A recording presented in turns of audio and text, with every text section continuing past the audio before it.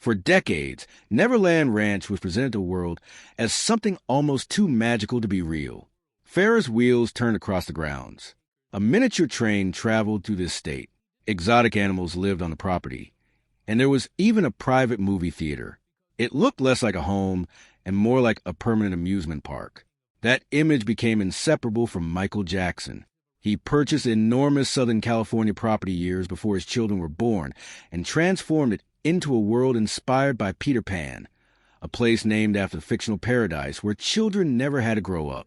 To the outside world, Neverland seemed to represent unlimited childhood freedom.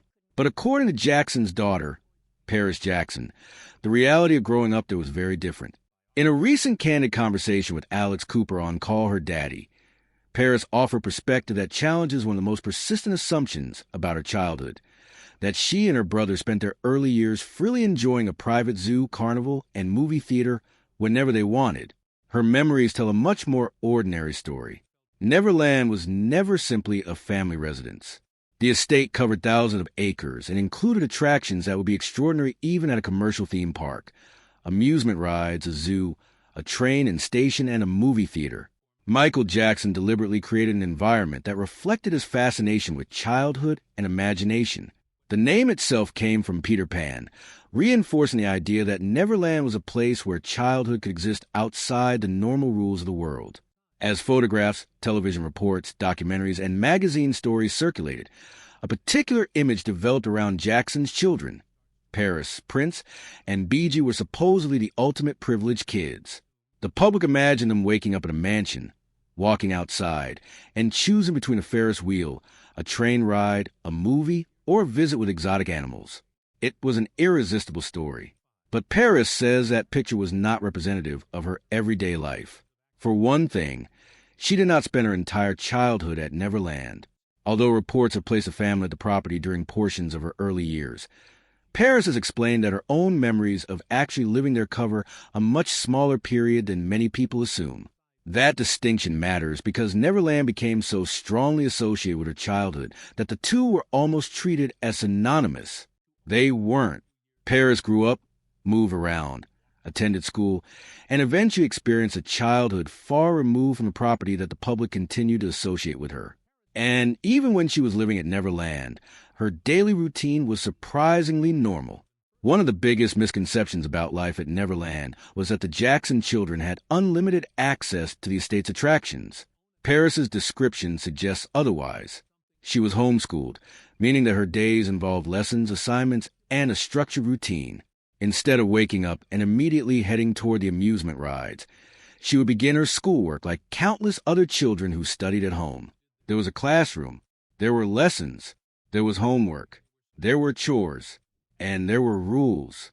In other words, the extraordinary surroundings did not eliminate ordinary childhood responsibilities. The contrast is almost surreal. Imagine living within walking distance of a private amusement park and still having to finish your homework before you could think about having fun. That, according to Paris, was much closer to reality. The image of 3 children constantly roaming around Neverland was therefore misleading. The property may have contained extraordinary attractions, but that did not mean those attractions were available to the Jackson children every day. In fact, Paris's account suggests that access to the attractions was something they had to earn. This may be the detail that most dramatically changes the traditional Neverland narrative.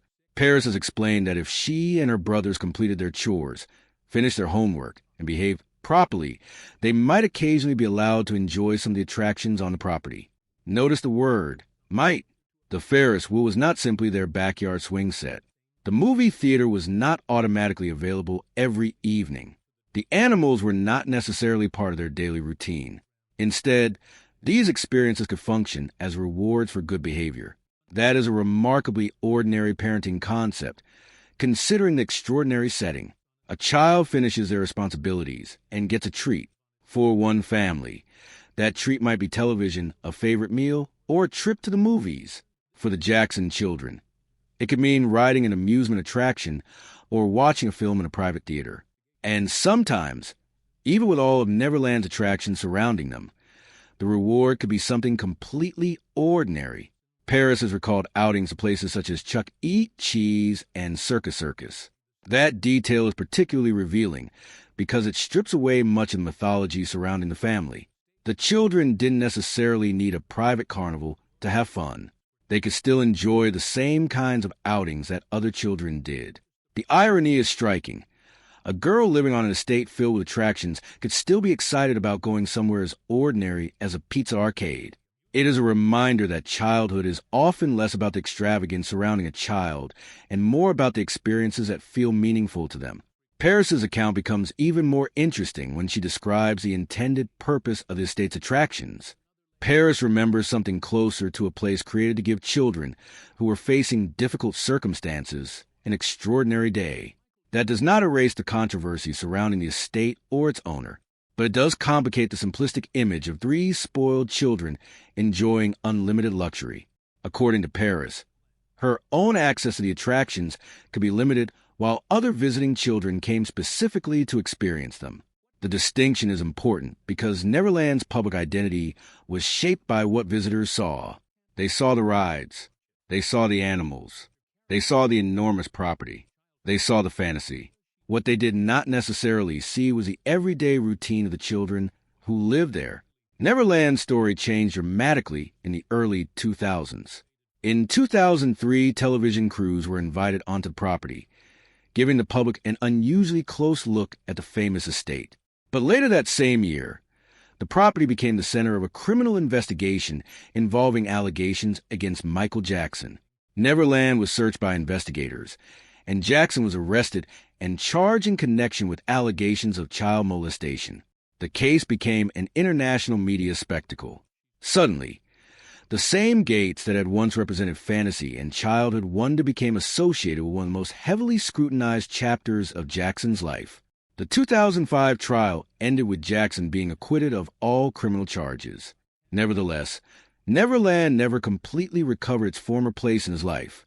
Jackson largely stopped living at the property, and the estate gradually became quieter. The amusement rides and animals that had once made it famous eventually disappeared. Years later, the property itself changed hands. In 2020, it was reportedly sold for approximately $22 million. By that point, much of the famous Neverland infrastructure had already been removed, including the rides, train, and animals. The name and identity of Neverland effectively faded along with the physical attractions. What had once looked like an everlasting fantasy world became private land behind closed gates. Neverland was only one part of Paris Jackson's unusual childhood. When Michael Jackson died in June 2009, Paris was just 11 years old. A month later, she stood on stage at her father's memorial service in front of a global audience. The moment became one of the most emotional pieces of footage associated with the Jackson family. Paris has since explained that her appearance was not something she had carefully planned. It happened spontaneously during an overwhelming moment of grief. She described feeling that somebody needed to say something. Her brothers were not stepping forward. So she did. An 11-year-old girl suddenly found herself speaking publicly about her father while millions of people watched. It is difficult to imagine the emotional pressure of that moment, even for an adult. For a child, it was extraordinary. Paris has also said that she has never gone back to watch the footage. That small admission reveals something important about grief. The world may remember a famous moment forever, but the person who experienced it does not necessarily want to relive it. For everyone else, the memorial became history. For Paris, it remained a deeply personal memory. Despite the decades of controversy surrounding Michael Jackson, Paris's description of her father remains deeply personal. When asked how she would describe him, she spoke warmly about him and called him funny. More importantly, she described him as her best friend. That perspective does not attempt to settle every debate surrounding Jackson's life. Instead, it represents something simpler, a daughter's memory of her father. Paris has acknowledged that it took her a long time to reach a place where she could process her relationship with him and the enormous legacy attached to his name. She and her brothers continue to honor their father in their own way. But she also recognizes that the rest of the world may not understand that relationship in the same way. When asked what she wanted people to take away from her feelings toward her father, she summarized it with two ideas: love and light. Those words are significant precisely because they are not an attempt to turn a complicated life into a simple argument. Paris is not responsible for resolving every question surrounding Michael Jackson. She can only describe the father she knew. And that is what makes her perspective different from the countless headlines that have defined the Jackson family for decades. Paris's interview was not exclusively about the past. She also discussed a life she is building for herself. She spoke about her sobriety, which she has described as a major turning point in her adult life. She discussed the end of an engagement and the lessons she has learned about relationships and self-love. She also talked about music and her plans for new work, showing that her identity extends far beyond being Michael Jackson's daughter. The conversation reportedly touched on astrology as well, including the idea of a Saturn return, a period that many people associate with major personal changes during adulthood. Taken together, those subjects paint a picture of someone deliberately moving forward. Paris is not trying to remain frozen in the public's memory as the little girl who once lived at Neverland. She is an adult artist, a daughter, a person working through grief, and someone creating an identity separate from the mythology surrounding her family that may ultimately be more significant than the details of the ranch itself. Today, very little resembles the Neverland that captured the public imagination. The animals are gone. The amusement rides are gone. The train is gone. The public tours are gone. The property itself has been renamed and is no longer the open fantasy world people remember from photographs and television. The physical Neverland has essentially disappeared, but its mythology remains. For decades, people believed they understood what it meant to grow up there. They saw the photographs and assumed the rest. Paris's comments challenge that assumption. Her version is not necessarily more dramatic. In fact, it is almost the opposite. It is a story about schoolwork, chores, homework, rules, occasional rewards, family moves, and the strange experience of growing up while the rest of the world project a fantasy onto your home. That may be the most interesting revelation of all. Neverland became famous because it was extraordinary.